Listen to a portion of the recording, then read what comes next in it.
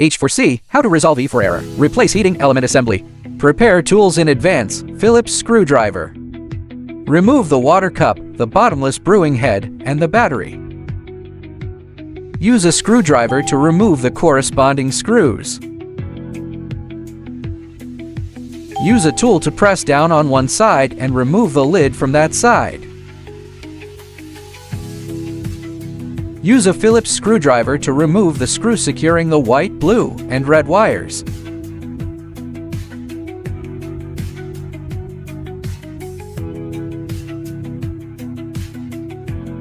At this point, you can remove the other side of the lid.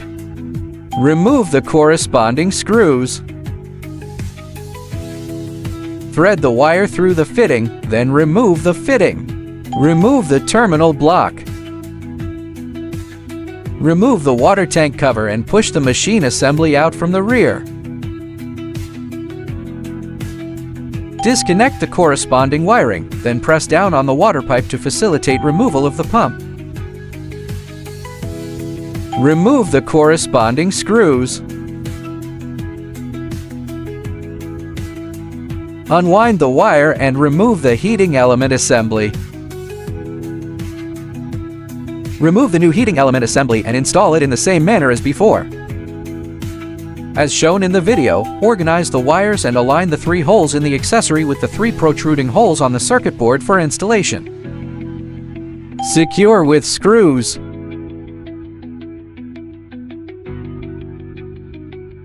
After tightening, ensure the wiring is not pinched.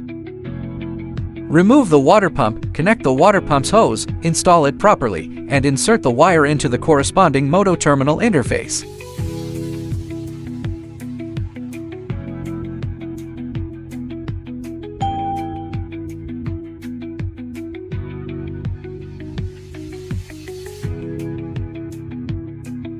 Organize the cables and secure them in the black clips. The edge line is embedded into the central gap as shown in the video. Install the main heating element inside the machine housing as shown in the video, aligning the wiring with the center of the brand logo and embedding it.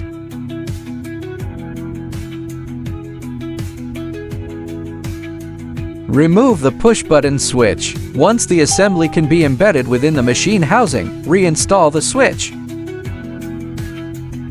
Note, the main heating element is fully installed within the machine housing, with the water tank and outer casing flush with each other.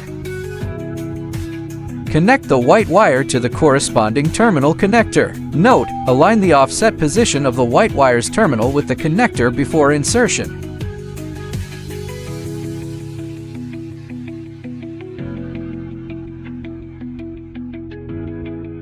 Organize the white wires. Note, be sure to avoid the screw studs.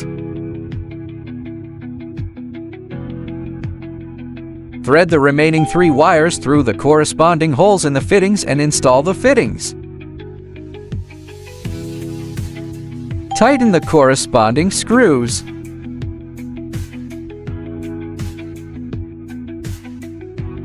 Circular shims serve only as auxiliary adjustment components. It is normal for some machines not to have them. As shown in the video, install the accessories and secure each of the 3 wires with the corresponding screws.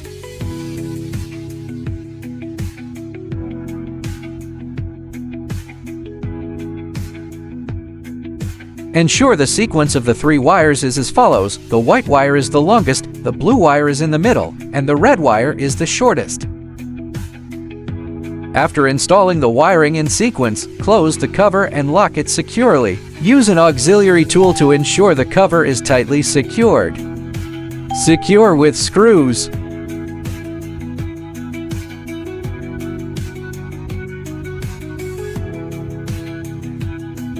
Insert the battery and turn on the device to check if it operates normally.